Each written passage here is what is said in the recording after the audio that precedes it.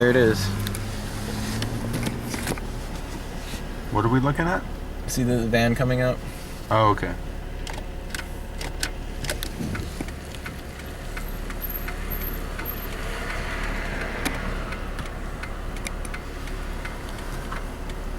So I guess I'll just park over here.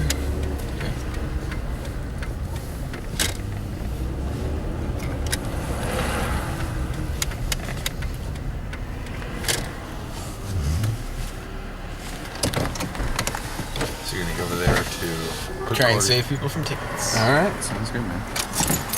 We got everything we need. Got a good roll of quarters. Oh, here's one for you. All right, sweet.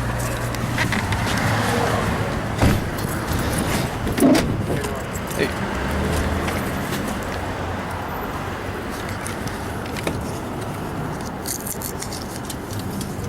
You got it now. All right. So right now, we've had this about a month. This DSLR mount, Yeah. and I think it's great. Way better than just a strap around your neck. Yeah.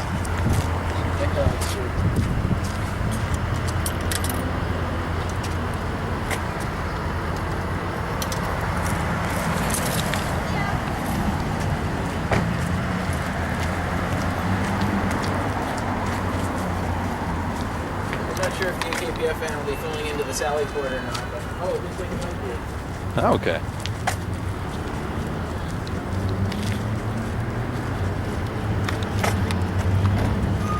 Is he heading out? I've Because documented this process before.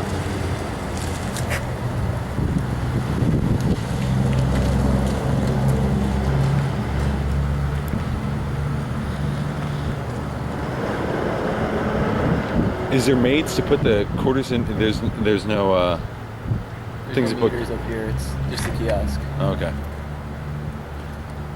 The one down there. No, down there is for bureaucrats only. Oh, okay. The bottom level.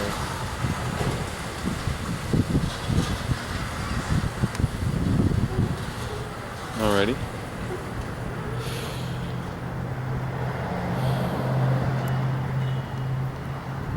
These are nicer cameras than when I was on We Are Change. Really? Well, we actually ended up using an iPhone. Oh, that's not that good. No, we're in Central Park, so it's fun. Do you want to do like a little introduction for Freeman TV Raw? Because I'll upload these like to my Raw channel and Okay. be like, I'm in town visiting, or like just say who you are and you're visiting Keene. Okay. All right. Oh yeah, we'll get like two angles. It'll be good. Oh, okay. Yeah. My name's Carlos Morales. I moved here for the Free State Project after going and speaking at the Liberty Forum, and I am hanging out, doing God's work, Robin Hooding, and preventing these bureaucrats from taking people's money. Good. Cool. And this is your first time out today? Yeah, it was my first time out. It was the first time I've been in Keene. It's funny because after watching things like Free Talk Live, you start to just think that this is kind of home anyway. You think about the cops here and everyone else, especially after watching Victimless Crime Spree and Derek J and everything else that happened. You have kind of a vengeance against the cops that already exist over here. But apparently it's getting better, so that I've heard, as far as the Free State Project is concerned, outside of the Stop Free Keeners, who don't seem like the nicest people possible. So you're from outside of Keene, yet you've heard about an opposition group within Keene Yeah. to a local organization. Yeah. I'm from, I was a spokesperson for the Blue Ridge Liberty Project in Asheville, North Carolina. And then I did a lot of work there regarding child protective services because I'm a former investigator. So now I want to help out people who are part of the Free State Project who are having issues with CPS or cops and things like that, just because of my own back knowledge in regards to that, and because, I know the subject pretty well.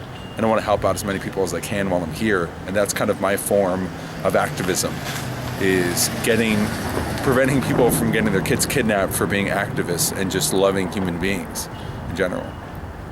So, Do you plan on your work to be a focus on media initiatives, or will it be more behind the scenes?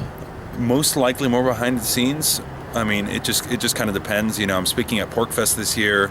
I have my YouTube show, Truth Over Comfort, where I've talked a lot about child protective services and, talked to different individuals who have discussed, the state ownership of kids, whether that be like Brett Venat from School Sucks or James Corbett, Jeffrey Tucker, Stefan Molyneux, those kind of people, trying to basically root out the issue and figure out how to stop the abuse of children through other means besides the state, and then try to help or prevent children from getting abused by the state.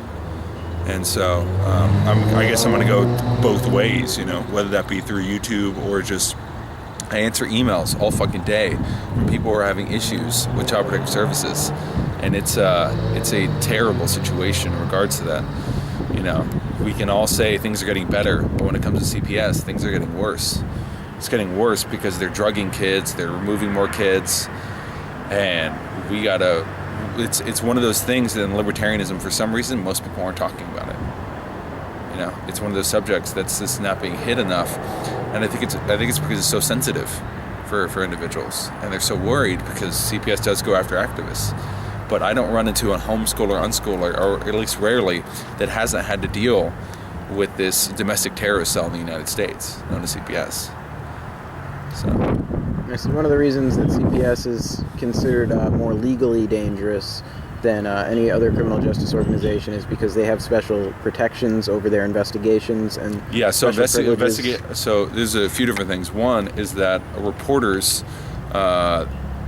supposed reports that are sent in regarding allegations, well, the reporters are never known by the alleged perpetrator, which is insane. You have a legal right to know who the person that's alleging a crime.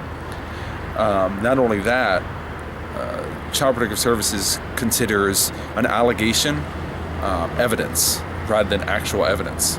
So you're kind of guilty until proven innocent, according to CPS. And in those particular cases, we can use the evidence, the memory off the memory off the memory of someone else. So let's say there's a friend of the family who overheard a year ago that abuse was occurring. Well, based off of that shady memory, we have the power to remove a child from a home. And so once you start recognizing that fact, and you recognize the fact that you should tell your kids not to talk to CPS investigators, not to talk to anyone, and tell your friends and your community about this fact, that'll already be a huge step up. And then, of course, also never take any drug tests if you don't have to, never admit to prior domestic violence, never admit to abuse at all, never admit to any history with Child Protective Services whenever you talk to these people. Because people aren't your friends, they're your enemy. They make, $46,000 based off every single child that's removed. Well, at least the system makes that much money. That's how much money's thrown at them. So, you've pointed out there's a profit system that's built into, it's almost like a bounty that's placed on cases that perhaps perversely incentivizes individuals to find instances of abuse where there aren't. Or to target easy targets such as drug users. 85% of all removals are for something called negligence, but negligence can be completely meaningless. So it can be like, I used marijuana when I was in college. Well, we can consider that evidence. Or my husband used to beat me, but my husband's been outside the home for 2 years. Well, that could be considered negligence. So not only are the investigators paid by this child kidnapping ring, but so are the family court attorneys.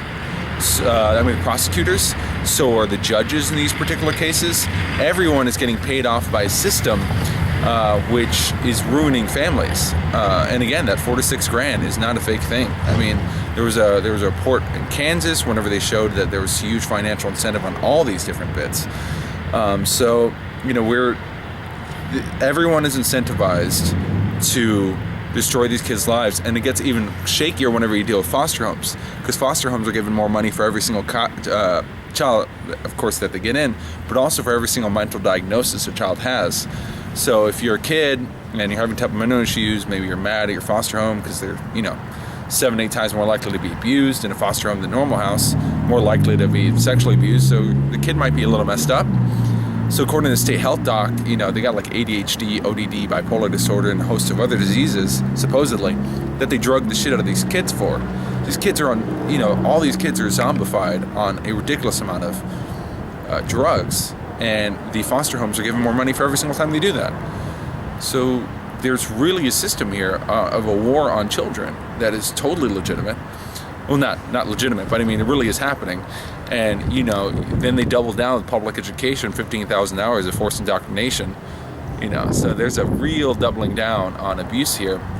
And the most interesting thing is that libertarians, we're supposed to answer the question of how we're going to deal with child abuse, yet the state's abusing kids all the time. Why don't we start off by just getting rid of the fucking agencies which promote child abuse, like public schools, like these foster home systems that are incentivized to destroy kids, like Child Protective Services, which is incentivized to kidnap kids, and where these family court attorneys and these judges who are paid for by the exact same system that creates this kind of corruption. Maybe if we fucking started with that, then we could start about remedying the issue of child abuse.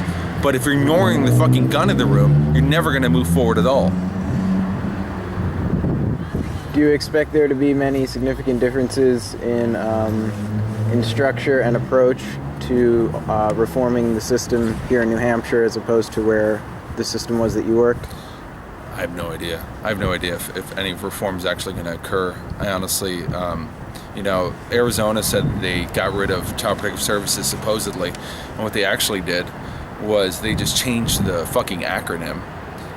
So basically it's still CPS. So I don't know what's going to happen. I don't really believe in reform. I believe in defense and knowing what you can and cannot do in regards to CPS. I'm not going to go into any trials. I'm not going to sue the state. I'll leave that to other people who feel that their time is better merited for that, and have a, you know, good luck. I'm not going to diss them or say anything in regards to them, but political activism for me has not been beneficial. It's not been a good use of my time, and I think other people may be able to benefit from it. But at this point in my life, I'm just trying to help as many people as I can, and I'm not going to do that by losing in a bunch of court cases. All right, well, thanks for sharing your time, and I hope you have fun out here Robin Hooding. Absolutely. Good to go? Yeah.